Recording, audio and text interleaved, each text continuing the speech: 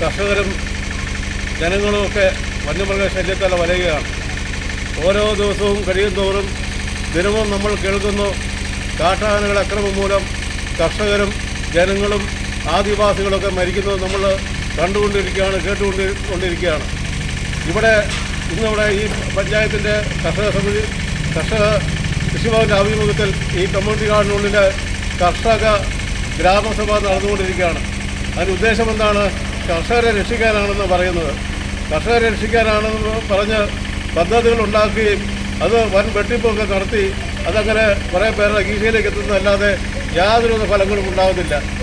ഇവിടെ ഓരോ ദിവസവും കർഷകർ മരിക്കുന്നു, ജനങ്ങൾ മരിക്കുന്നു.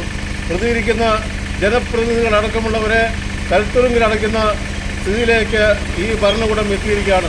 ഇതിനെല്ലാമുള്ള പ്രതിഷേധമാണ് ഞാൻ കേരള കോൺഗ്രസ് ജേക്കബിൻ്റെ ജില്ലാ ജനറൽ സെക്രട്ടറി, ഇവിടെ സെക്രട്ടറി പഞ്ചായത്ത് കാർഷിക വികസന സമിതി അംഗം, ഞാനിവിടുത്തെ കർഷക ഗ്രാമസഭ ബഹിഷ്കരിച്ചുകൊണ്ട് ഈ പ്രതിഷേധവുമായി രംഗത്ത് വന്നത്.